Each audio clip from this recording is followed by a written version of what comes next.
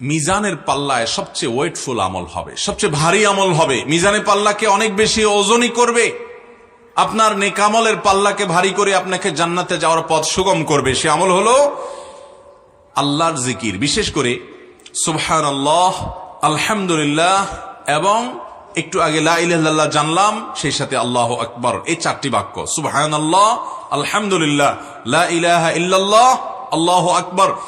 যত জিকির এবং দোয়া আছে আপনারা দেখবেন যে ঘুরে ফিরে এই চারটি বাক্যের ব্যবহার সবচেয়ে বেশি করতে বলা হয়েছে। এই জন্য নবী করিম সাল্লাল্লাহু আলাইহি ওয়াসাল্লাম সহিহ মুসলিম বর্ণিত হাদিসে বলেছেন, আলহামদুলিল্লাহি তামলাউল মিজান।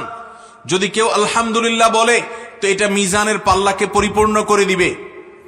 আর যদি কেউ সুবহানাল্লাহি ওয়া আলহামদুলিল্লাহ বলে তাহলে সেক্ষেত্রে আল্লাহ রাব্বুল আলামিন তাতে এই পরিমাণ সওয়াব দিবেন যে নবমণ্ডল এবং ভূমণ্ডল এর মধ্যকার জায়গাকে পরিপূর্ণ করে দিবেন।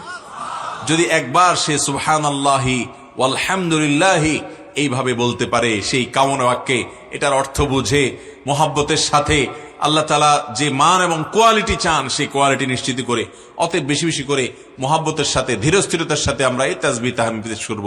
আমরা অনেকে সুবহানাল্লাহ পড়ি কিন্তু সেটা খুব হুলস্থুল করে পড়ি, সুবহানাল্লাহ সুবহানাল্লাহ সুবহানাল্লাহ, যেটা আল্লাহ তাআলার শানে, আল্লাহ তাআলার শানে যায় না, বরং বেয়াদবি হয় কোন কোন ক্ষেত্রে, যে আল্লাহর শানে তার পবিত্রতা জ্ঞাপন করছেন, হুলস্থুল করে তাড়াহুড়া করে করলে সেটা কখনো মানসম্মত হবে না।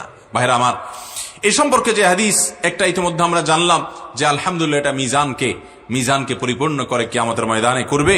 আর সেই সাথে সুবহানাল্লাহি ওয়া আলহামদুলিল্লাহ এটা বান্দার আমলের মধ্যে এই পরিমাণ সওয়াব যোগ করবে যে নমণ্ডল ভূমণ্ডলকে পরিপূর্ণ করবে। সেই সাথে বুখারীর একটা হাদিস আছে, আপনারা সবাই হাদিসটি কম বেশ হয়তো শুনেছেন, বুখারীর সর্বশেষ হাদিস।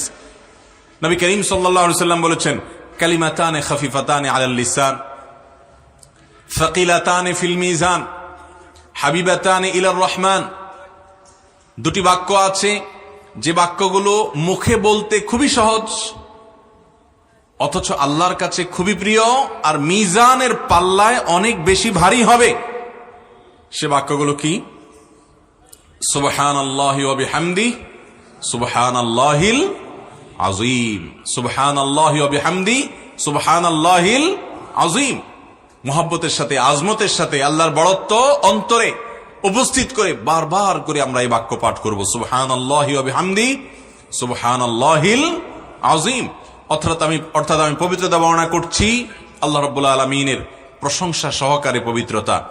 সুবহানাল্লাহিল আযীম, আল্লাহ রাব্বুল আলামিন পবিত্র, মহান আল্লাহ পবিত্র, তার পবিত্রতা জ্ঞাপন করছি। যে সুবহানাল্লাহ, আলহামদুলিল্লাহ, এই বাক্যগুলোর ওজন এত বেশি যে নবী সাল্লাল্লাহু আলাইহি ওয়াসাল্লাম বলেছেন এগুলো মিজানের পাল্লা অনেক বেশি ভারী হবে।